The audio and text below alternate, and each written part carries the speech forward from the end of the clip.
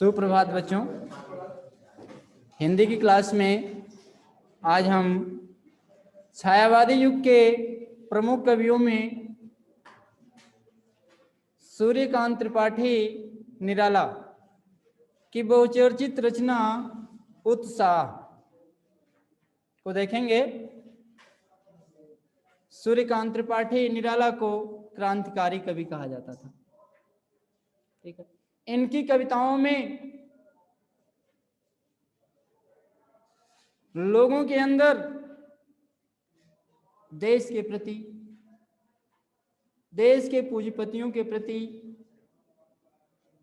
देश के निम्न जनता के प्रति, मतलब जो भी समाज की यथार्थ स्थिति थी उस स्थिति का इन्होंने वर्णन किया है और देश में युवाओं के अंदर अपनी कविता के माध्यम से जोश का संचार किया है। उत्साह शीर्षक कुछ ऐसा ही है। कवि जो है उत्साह शीर्षक के माध्यम से बादल का मानवीकरण किया है, बादल का मानवीकरण किया है और बादल को क्रांति का दूत मान करके संबोधित किया है, क्रांति करने वाला कहा है, क्रांतिकारी बताया है। तो आइए हम देखते हैं प्रस्तुत काव्यांश महाकवि, इनको महाकवि के नाम से भी संबोधित किया जाता है। महाकवि या एक टाइटल इनकी और है महाप्राण, महाप्राण निराला कहा जाता है या महाकवि सूर्यकांत त्रिपाठी निराला कहा जाता है। तो प्रस्तुत काव्यांश छायावादी कवि महाप्राण निराला द्वारा रचित उत्साह शीर्षक से अवतरित है। सीधा सा हम संदर्भ बना दिए कि प्रस्तुत काव्यांश छायावादी कवि महाप्राण निराला कृति या रचित उत्साह नामक कविता से संकलित है।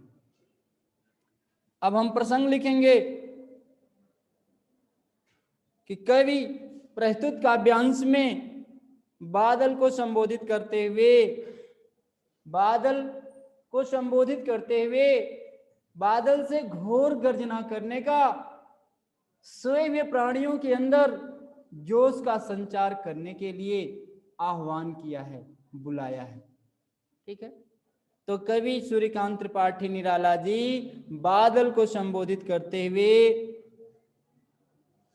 गर्जना करने के लिए कहते हैं, गर्जना करने के लिए आह्वान कर रहे हैं। अब हम व्याख्या देख सकते हैं। बादल गरजो, कवि कह रहा है हे बादल घोर गर्जना करो। बादल के आगे आपका विस्मयादि बोधक चिन्ह दिया है, हे अरे भो के लिए आता है, तो कह रहा है हे बादल गर्जना करो, घेर घेर घोर गगन धाराधर ओ। फिर देखो यहां विस्मयादि बोधक चिन्ह दिया है धाराधर, धाराधर किसके लिए आया है? बादल के लिए। धारा को धारण करने वाले, पानी की धारा को धारण करने वाले बादल। तो धाराधर का मतलब क्या है? बादल से।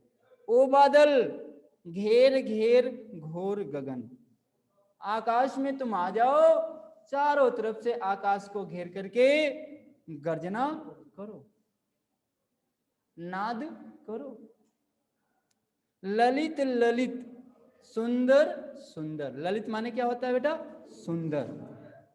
काले घुघराले, काले और घुमावदार, सुंदर काले और घुमावदार। बाल कल्पना कैसे पाले, बालक की विचित्र कल्पना के समान नौका और पाल वाले, नौका और पाल वाले। विद्युत छवि उर्मी हृदय में, उर माने क्या होता है बेटा? हृदय। हृदय में विद्युत छवि को धारण करने वाले, विद्युत की आभा को, बिजली की चमक को धारण करने वाले, कवि नव जीवन वाले। बादल को यहाँ नया जीवन प्रदान करने वाला कवि के रूप में संबोधित किया गया है। नया जीवन प्रदान करने वाले बादल रूपी कवि। वज्र छिपा, अपने हृदय में वज्र को छुपाने वाले, वज्र को धारण करने वाले। नूतन कविता, फिर भर दो नई कविता का भाव, नया जोश, नई उमंग वाली कविता का संचार कर दो। बादल गरजो, ऐ बादल घोर गर्जना करो। अर्थ आया समझ में सबके? नहीं, नहीं आया ना? फिर से देख लो। बादल गरजो, कवि कह रहा है ऐ बादल गर्जना करो। पहली लाइन का क्लियर होगा, हे बादल घोर गर्जना करो। बादल का काम क्या है? पहले गर्जना तड़कना, बाद में बारिश करना। घेर घेर घोर गगन, गगन माने आकाश, घेर माने घुमड़ घुमड़ कर, घोर माने घनघोर से ले लो, एक है। धाराधर बादल, ओ माने हे बादल तुम आकाश को चौतरफा घेर करके घोर गर्जना आकाश में करो, घन घोर गर्जना आकाश में करो। अब सटीक हुआ?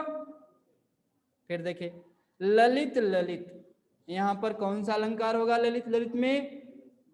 कोई बता सकता है? हाँ बेटा, पुनरुक्ति प्रकाश अलंकार। ललित ललित माने सुंदर, काले घुघराले, काले घुमावदार स्वरूप वाले। बादल कैसा होता है? काला काला घुमावदार प्रतीत होता है, जैसे घुघराले बाल नहीं होते हैं, काले घुघराले बाल, ऐसे ही आकाश में सुंदर घुमावदार काले घुघराले बालों के रूप में बादल दिख रहा है। तो कवि कह रहा है ललित ललित सुंदर, काले घुघराले बालों के समान, बाल कल्पना कैसे पाले, और बालक की विचित्र कल्पना के समान, नौका और पाल की तरह। नौका और पाल, पाल वाली नौका देखे हो? समुद्र में एक नौका चलती जिसमें पाल लगाई जाती थी, ऊपर कपड़ा लगाया जाता था और हवा भरती थी, उसके सहारे हवा के विपरीत वो नौका, जैसे इधर से हवा बह रही है, पूर्वा पवन बह रहा है, तो पश्चिम की दिशा उसी से गति करती। तो आकाश में आप देखते हैं कि विचित्र छवि बनती है, विचित्र आकृतियां दिखाई आपको देती हैं। कभी हाथी बनता हुआ नजर आएगा, कभी घोड़े की कल्पना होगी, कभी नौका, तो कभी उसके ऊपर पाल लटकी हुई दिखाई देगी।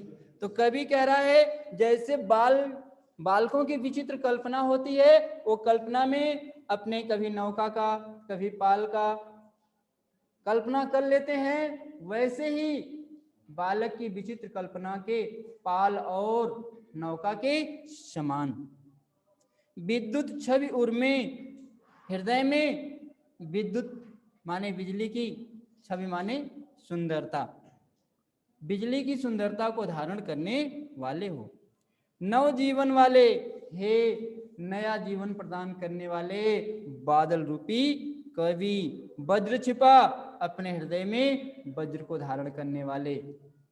नूतन कविता फिर भर दो, इस संसार में नवीन कविता का संचार कर दो, नई उमंग नए जोश का संचार कर दो। बादल गरजो, ऐ बादल घोर गर्जना करो। हो गया? सबको आ गया? आगे चलें। अब काव्य सौंदर्य देख लो। कवि ने बादल को, बादल का मानवीकरण करके समाज में उमंग या जोश फैलाने का सुंदर चित्रण किया है। कवि निराला का बादल प्रिय विषय है, उन्होंने बादल के ऊपर बहुत कविताएं लिखी हैं। बादल उनका प्रिय विषय है, जिसे वह क्रांति का दूत मानते हैं। बाल कल्पना कैसे, बाल कल्पना कैसे में आपका उपमा अलंकार है बताया गया, जहां पर काव्य में सा सी से समान यु आदि वाचक शब्द आए तो वहां पर उपमा अलंकार होता है। ये बात मालूम है इन सबको?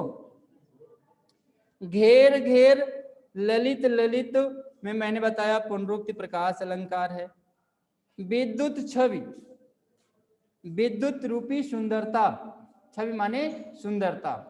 तो यहाँ जहां पर उपमेय में उपमान का अभेद रहित वर्णन होता है, अभेद वर्णन होता है या भेद रहित वर्णन होता है, वहां पर कौन सा अलंकार होता है? रूपक अलंकार होता है। बादल का सुंदर तरीके से मानवीकरण किया गया है तो मानवीकरण अलंकार भी होगा।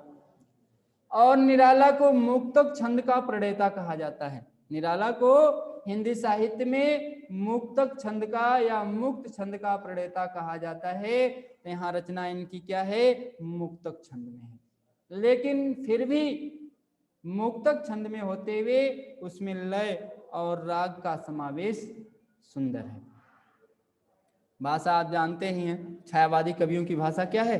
संस्कृतनिष्ठ खड़ी बोली, शुद्ध भाषा है खड़ी बोली। और भाषा में जोश, ये कह लो कौन सी शक्ति है? काव्य शक्ति नहीं, काव्य गुण जो होता है ओज है। यहाँ पर कौन सा काव्य गुण है? ओज गुण है। जहाँ वीरता या उमंग का संचार होता है वहां पर ओज काव्य गुण होता है। तो इस तरह से ये आपका हो गया काव्य सौंदर्य। दूसरा देख लो, विकल विकल उन्मन थे उन्मन, विश्व के निगाध के सकल जन, आए अज्ञात दिशा से अनंत के घन, तप्त धरा जल से फिर शीतल कर दो बादल गरजो। कवि कह रहा है विकल विकल। अब देखो यहाँ विकल विकल, यहाँ पर भी पुनरुक्ति प्रकाश अलंकार है।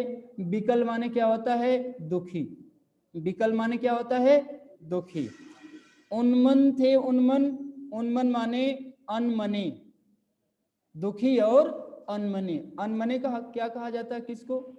जिसका मन कहीं नहीं लगता है, अनमने ढंग से। या कोई कार्य हम करते हैं हमारा दिल नहीं लगता तो लोग कहते हैं अरे क्या अनमने ढंग से काम कर रहे हो। तो कह रहा विकल विकल माने दुखी और अनमने से हो गए विश्व के सकल जन। सकल माने संपूर्ण, जन माने लोग, विश्व माने संसार के। संसार के संपूर्ण लोग दुखी और अनमने से हो उठे। क्यों? निदाघ के। निदाघ माने होता है बेटा प्रचंड गर्मी। गर्मी की प्रचंडता से संसार के सभी लोग दुखी और अनमने से हो उठे। अनमने से हो गए या अनमने हो गए। आए अज्ञात दिशा से अनंत के घन। ऐ बादल तुम अज्ञात दिशा से आकर के, क्या बादल की कोई दिशा है? कब किस दिशा से आ टपकेगा? नहीं। आए अज्ञात दिशा से अनंत के घन। अनंत माने आकाश। ऐ आकाश के बादल आप अनंत दिशाओं से, सॉरी अज्ञात दिशाओं से आ जाओ। तप्त धरा, इस तपती हुई धरा को, इस गर्मी से प्रचंड या गर्मी से आतप या व्याकुल पृथ्वी को जल से शीतल कर दो। अपनी जल से पुनः शीतल कर दो। बादल गरजो, ऐ बादल गर्जना करो। मुझे तो नहीं उम्मीद है कि आपको एक बार में आ गया होगा, या मेरी उम्मीद गलत भी हो सकती है। आ गया ना? अच्छी बात है। सभी लोग, आधे घर होली आधे घर दिवाली। कुछ लोग मेरी आशाओं के अनुरूप उतर रहे हैं तो कुछ लोगों के आशाओं के अनुरूप मेरी सोच नहीं जा पा रही है। देखिए फिर से, बहुत आसान है अर्थ निकालने का तरीका। देखो कह रहा है विश्व माने होता है बेटा संसार, सकल माने होता है संपूर्ण, जानते हो ना? जन माने लोग, विश्व के संपूर्ण लोग। विकल विकल उन्मन थे उन्मन, दुखी और व्याकुल हो उठे। निदाघ माने प्रचंड गर्मी से। विश्व के संपूर्ण लोग प्रचंड गर्मी से दुखी और अनमने से हो गए। ऐसे में ऐ आकाश के बादल, अनंत के घन, आकाश के बादल, आए अज्ञात दिशा से, तुम अज्ञात दिशा से आकर के तप्त धरा, जलती हुई पृथ्वी को, तपती हुई पृथ्वी को जल से फिर शीतल कर दो, पुनः अपने जल से शीतल कर दो, अर्थात बारिश कर दो। बादल गरजो, ऐ बादल गर्जना करो, गर्जना करते हुए आकाश मंडल में छा जाओ। हो गया। कवि ने जीवन को व्यापक और समग्र दोनों रूपों में देखा। कवि ने जीवन को व्यापक और समग्र दोनों रूपों में देखा है। बादल का मानवीकरण यहाँ पर भी किया गया है। बादल को बुलाया गया है बरसात करने के लिए, तप्त धरती को शीतल करने के लिए। तो मानवीय गुण का यहाँ समावेश है बादल के अंदर, इसलिए मानवीकरण अलंकार हो गया। और आकर्षक संबोधन शैली का प्रयोग किया गया। जगह जगह आपको विस्मयादि बोधक का सूचक चिन्ह मिला गया है, उसे संबोधन किया गया है, बुलाया गया है, उससे आग्रह की गई है, आह्वान किया गया है। विकल विकल उन्मन, उन्मन में मैंने बताया पुनरुक्त प्रकाश अलंकार है। संस्कृत निष्ठ भाषा का प्रयोग छायावादी कवियों की विशेषता है। मुक्तक छंद है, फिर भी लयगत में कोई रुकावट नहीं है। और काव्य में गुण कौन है? ओज गुण। ओज माने होता है जोश, उमंग, उत्साह। आए अज्ञात में अनुप्रास अलंकार बता रहे हैं, लेकिन अनुप्रास के अलंकार की परिभाषा होती है जहां पर काव्य में व्यंजन वर्णों की आवृत्ति हो, लेकिन यहाँ स्वर की आवृत्ति है, अ और अ है ना, फिर भी यहाँ पर अनुप्रास माना गया है, तो मान लीजिए, कोई दिक्कत नहीं है। लेकिन परिभाषा के अनुसार अनुप्रास तो नहीं होना चाहिए। तो उत्साह हो गया। अब नहीं पढ़ाना है और इस चैप्टर का कुछ पढ़ाना है? नहीं ना? आगे भी? अरे है तो मैं भी तो देख रहा हूं। मैं ये कह रहा हूं आप लोगों को आ रहा है कि नहीं आ रहा है? आ रहा है ना? मैं आज तक आप ये नहीं समझ पाया कि आप लोगों को आया क्या जो मैं पढ़ाया। कोई चीज कहते हाँ आ गया। जब मैं तुरंत पढ़ाई हुई चीज का कल का सैटरडे का टेस्ट लिया हूँ वो नहीं लिख पाए, ये तो पता नहीं कब का पढ़ाया हूँ। तो आपकी मेमोरी को बहुत बहुत धन्यवाद देना चाहता हूँ कि आपकी ऐसी मेमोरी बनी रहे, भगवान आपका भला कर दें। नहीं चलने तो क्या है, आपके ऊपर कमेंट पास हो रहा है, आप पढ़ेंगे लिखेंगे नहीं तो क्या होगा। हाँ बेटा देखो, अट नहीं रही है, अटना माने समाहित होना। अब जैसे सुनो बेटा, हम ग्रामीण अंचल की भाषा का उदाहरण ले सकते हैं कि जैसे कोई चीज छोटा दे दिया जाए, उसमें कुछ रखने के लिए दे दिया जाए, और जब उसमें पूरा नहीं आता तो हम क्या बोलते हैं? अट नहीं रहा है, समाहित नहीं हो रहा है। 1 लीटर बॉटल में अगर आपको 2 लीटर पानी रखने के लिए दे दिया जाए तो आप यही कहेंगे कि इसमें आएगा नहीं, इसमें, या उससे भी लोग जवार की भाषा में जाओगे तो यही कहोगे इसमें आटेगा नहीं। आटना मतलब समाहित न होना, कोई चीज किसी चीज में समाहित न हो पाना। तो यहाँ कविता का शीर्षक है अट नहीं रही है।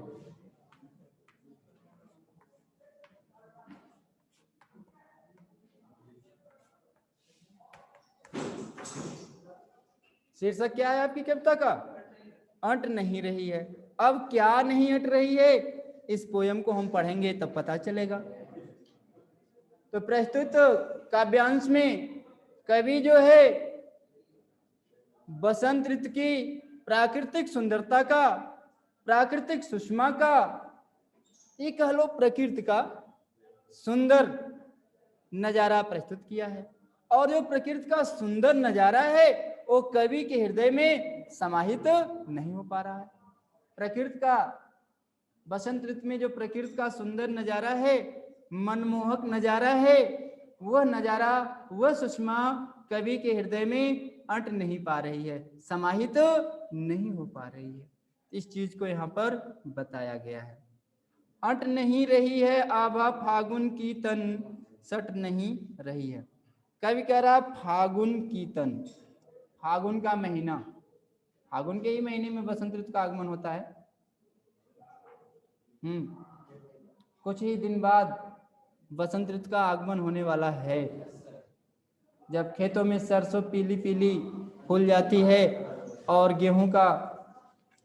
गेहूं की फसल से या मतलब हरियाली खूब प्रकृति में छा जाती है।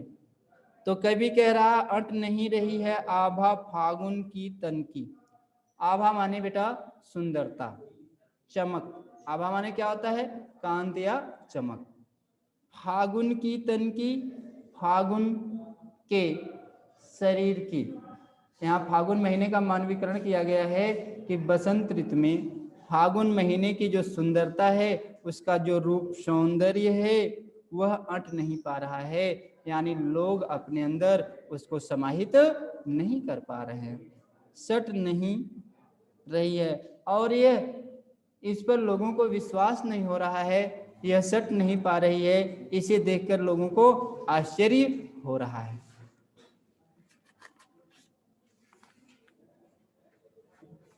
अभी यहाँ बुला के खड़ा कर देंगे तुमको।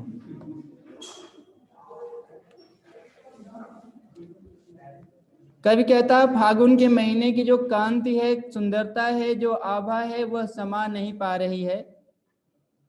प्राकृतिक फागुन के महीने में प्रकृति इतने अनुपम सौंदर्य को धारण करती है। अनुपम किसे कहते हैं, कोई बताएगा? अनुपम,